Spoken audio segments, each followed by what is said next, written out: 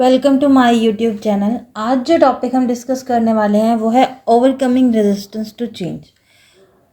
ये बहुत ज़रूरी है कि अगर आप चेंज किसी भी तरीके का इम्प्लीमेंट कर रहे हो तो आप क्या करो, रेजिस्टेंस टू चेंज को प्रॉपरली मैनेज करो। क्योंकि अगर properly resistance to change manage नहीं किया तो हम चेंज इम्प्लीमेंट नहीं कर पाएंगे।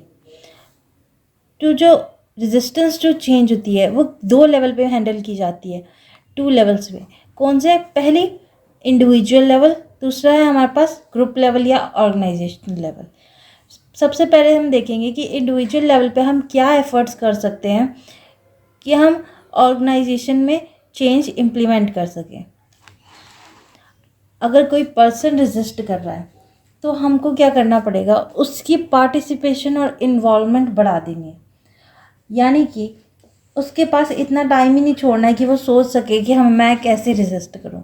जैसे ही उसकी पार्टिसिपेशन बढ़ेगी, जैसे ही उसका इन्वॉल्वमेंट बढ़ेगा, वो अपने आप में बिज़ी हो जाएगा, उस काम में बिज़ी हो जाएगा। ठीक है, तो इस तरीके से हम क्या कर सकते हैं, इंडिविजुअल लेवल पे रेजिस्टेंस को रोक सकते हैं। सेकेंड है हमारे पास ऑब्टेनिंग कमिटमेंट। अगर हमने स्टार्टिंग में ही कमिटमेंट ले ली है किसी की कि आप ये चेंज को ऑप्ट करने के लिए रेडी हैं, तो उस केस में क्या होगा, वो बाद में जा कर के कॉन्फ्लिक्ट क्रिएट नहीं कर पाएगा। नेक्स्ट है हमारे पास लीडरशिप। देखो लीडरशिप में क्या होता है, लीडरशिप होती है 2 वे। जो लर्नर है और जो लीडर है उन दोनों का ही इक्वल पार्टिसिपेशन होता है, दोनों इक्वली इन्वॉल्व होते हैं। यानी कि जो लीडर है वो भी बोल सकता है और जो लर्नर है वो भी अपना पॉइंट ऑफ व्यू रख सकता है। वहीं अगर हम बात करें दोनों में से, अगर जो लर्नर है वो बोले ही नहीं, उसको अलाउ ही नहीं है बोलना, लीडर अपना हुकूमत चलाए जा रहा है, तो वो क्या हो जाती है, डिक्टेटरशिप। तो बहुत ज़रूरी है कि डिक्टेटरशिप ना हो और लीडरशिप हो, डिक्टेटरशिप ना हो और लीडरशिप हो, ये बहुत इंपॉर्टेंट है। नेक्स्ट है हमारे पास ट्रेनिंग एंड साइकोलॉजिकल काउंसलिंग। देखो ट्रेनिंग तो होगी, हम अपने एम्प्लॉयज़ को ट्रेन करना, आने वाले चेंज के लिए उनको तैयार करना। और साइकोलॉजिकल काउंसलिंग क्या होगी हमारे पास, कि हम उनको मेंटली भी प्रिपेयर करें। जिस तरीके का चेंज आने वाला है, जिस लेवल का चेंज आने वाला है, उस लेवल पे उनकी काउंसलिंग करें कि ये चेंज इतना भी बड़ा नहीं है, इतनी भी आपको प्रॉब्लम नहीं आएगी इसको अडॉप्ट करने में। नेक्स्ट है हमारे पास एजुकेशन एंड कम्युनिकेशन। देखो अगर आपको पता ना होता मोबाइल फ़ोन के कितने फ़ायदे हैं, ठीक है, तो आप कभी भी मोबाइल फ़ोन को चलाना शुरू नहीं करते। तो यहाँ पर हमारे को क्या होना चाहिए, एजुकेशन होनी चाहिए। और अगर साथ ही साथ कम्युनिकेशन हो, यानी आपको बता दिया जाए कि कौन सा फ़ोन एक्चुअल में इतना आपके लिए सही है, रीज़नेबल प्राइस पे मिलेगा, अच्छा है और सब कुछ सही है, कैमरा सब सही है, ठीक है। अगर ये सी चीज़ें कम्युनिकेट ना करी जाएँ तो आप अच्छे से फ़ोन नहीं खरीद पाओगे और चला भी नहीं पाओगे। तो यही है चेंज का भी। अगर हमारे को चेंज के बारे में एजुकेट ना किया जाए कि चेंज हमारे लिए कितना फ़ायदेमंद है, कितना हमारे को उससे अच्छा होने वाला है, हमारी कितनी वेलबींग के लिए है, तो हम कभी भी चेंज को अडॉप्ट नहीं करेंगे। नेक्स्ट है हमारे पास फैसिलिटेशन एंड सपोर्ट। अगर आपको स्कूल ना भेजा जाता, आपको उस एनवायरनमेंट में सेट ना किया जाता, तो क्या आप कभी यहाँ तक पहुँचते? अगर आपके पेरेंट्स का सपोर्ट ना होता और आपको वो एनवायरनमेंट प्रोवाइड ना करते, वो फैसिलिटीज़ प्रोवाइड ना करते। ये फैसिलिटेशन और सपोर्ट जो है ना, ये बहुत इंपॉर्टेंट होता है किसी भी एक्टिविटी को करने के लिए, किसी भी मुकाम को पाने के लिए। नेक्स्ट है हमारे पास नेगोशिएशन। नेगोशिएशन का मतलब क्या होता है कि हम क्या कर रहे हैं, एक काम कर रहे हैं आपके लिए, आप हमारे लिए दूसरा काम कर दो, ठीक है, ये होता है नेगोशिएशन। और उसके बाद हमारे पास आ जाता है मैनिपुलेशन एंड कोऑप्टेशन।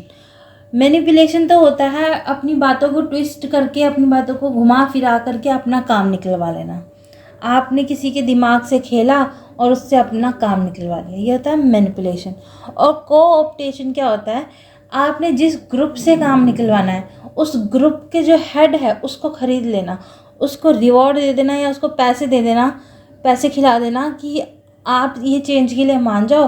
और जहाँ आपने हामी भरी, आपने कहा कि हाँ ये चीज़ सही है, वहाँ आपकी जो बाकी की जनता है, बाकी का जो ग्रुप है, वो तो वैसे ही मान जाएगा। तो लीडर को बाय कर लेना क्या कहलाता है? कोऑप्टेशन। नेक्स्ट है हमारे पास कोहेजन। कोहेजन में क्या होता है, अगर ऑर्गेनाइजेशन जो है अपने एम्प्लॉयज़ पर किसी तरीके का थ्रेट एप्लीकेशन करती है या फोर्स अप्लाई करती है, ठीक है, थ्रेट अप्लाई करे या फोर्स अप्लाई करे, तो उसको क्या कहते हैं?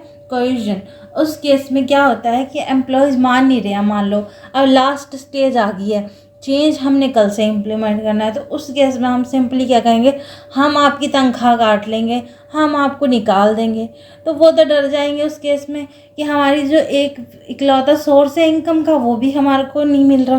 तो इस चक्कर में वो काम करेंगे और इस चेंज के साथ काम करेंगे। तो ये होता है कोहेजन। नेक्स्ट है हमारे पास टाइमिंग ऑफ चेंज। देखो टाइमिंग ऑफ चेंज क्या है, बहुत इम्पॉर्टेंट है। राइट टाइम कौन सा है चेंज इम्प्लीमेंट करने का, ये हमारे को बहुत मतलब काम आता है कि अगर हमने राइट टाइम पे राइट चेंज लिया है ना, तो ऑर्गेनाइजेशन आगे भी जा सकती है। और अगर हमने गलत समय पे गलत डिसीजन ले लिया है, गलत चेंज इम्प्लीमेंट कर दिया है, तो ऑर्गेनाइजेशन बहुत पीछे भी जा सकती है, बहुत लॉस में भी जा सकती है, ठीक है। नेक्स्ट है हमारे पास effort at organisational level. Organisational level पे एफर्ट्स कैसे किए जाते हैं? तो सबसे पहले है हमारे पास कॉन्टैक्टिंग ग्रुप मेंबर। अब मान लो आपने किसी एक पर्सन को बुलाया, उसको चेंज समझाया, आप फिर दूसरे पर्सन को बुला रहे हो, तो ऐसे करोगे तो आपकी तो पूरी ज़िंदगी निकल जाएगी उनको चेंज समझाने में। तो क्या करते हैं, इसमें एक पूरे ग्रुप को बुलाते हैं और उनको चेंज समझा देते हैं। अगर मान लो ग्रुप है 10 लोगों का, 10 लोगों में से 4 लोग नहीं भी माने और 6 लोग मान गए, या चलो 4 लोग भी मान गए, तो वो जो 4 लोग माने हैं वो कहीं ना कहीं उन बाकी के 6 लोगों को इन्फ्लुएंस कर देते हैं कि हाँ चेंज अच्छा है और हमारे को अपॉर्चुनिटी मिलेगी, ठीक है। तो यहाँ पे ये ग्रुप मेंबर्स को एक साथ बुलाने का, कलेक्टिवली बुलाने का बहुत फ़ायदा होता है। नेक्स्ट है हमारे पास training for change. Training for change में क्या किया जाता है, इनको एम्प्लॉयज़ को एक्चुअल में सिखाया जाता है जो फिज़िकल चेंज आने वाला है, किसी भी तरीके की मशीनरी इंट्रोड्यूस होने वाली हो, कोई टेक्नोलॉजी आने वाली हो, कोई सॉफ्टवेयर इंट्रोड्यूस होने वाला हो, उनको चलाना सिखाया जाता है। उनकी एक्चुअल ट्रेनिंग होती है प्रॉपर टाइमिंग के लिए, और उसके बाद ही वो चेंज को प्रॉपर इम्प्लीमेंट किया जाता है।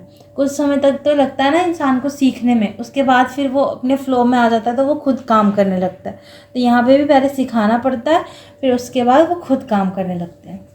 नेक्स्ट है हमारे पास रिवॉर्ड बिहेवियर। रिवॉर्ड बिहेवियर क्या है, अगर आप किसी से एक्स्ट्रा काम ले रहे हो, या चलो आपसे कोई एक्स्ट्रा काम ले रहा है और आपको एक्स्ट्रा पैसे नहीं दे रहा है, तो आप काम करना चाहोगे? आप तो पहले हाथ खड़े कर दोगे कि नहीं मेरे से नहीं हो रहा है ऐसे बेफालतू में, मैं क्यों काम करूं।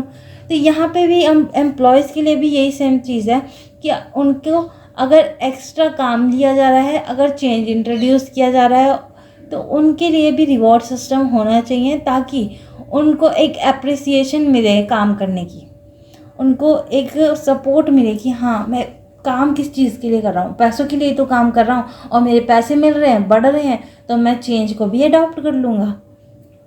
नेक्स्ट है हमारे पास force field analysis. Force field analysis क्या होता है, जो फील्ड में काम हो रहा है उसमें कुछ चीज़ें ऐसी होंगी जो चेंज को इम्प्लीमेंट करने में इजी बना रही होंगी, वहीं कुछ चीज़ें ऐसी होंगी जो चेंज को इम्प्लीमेंट करने में हार्ड बना रही होंगी। तो उन दोनों चीज़ों को, कुछ चीज़ें क्या कर रही होंगी, चेंज को इजी बना रही होंगी, कुछ चीज़ें ऐसी होंगी जो चेंज को हार्ड बना रही होंगी। तो इन दोनों चीज़ों को देखना, एनालाइज करना, और फिर इनसे निकला है कंक्लूजन, उसके ऊपर एक्शन लेना ही फोर्स फील्ड एनालिसिस कहलाता है। और ये कौन करवाता है, ये ऑर्गेनाइजेशन का जो हेड है वो करवाएगा, और इसकी हेल्प से चेंज इम्प्लीमेंट करना ईजी हो जाता है। तो ये था topic overcoming resistance to change का। आई होप आपको समझ आया हो। Thank you.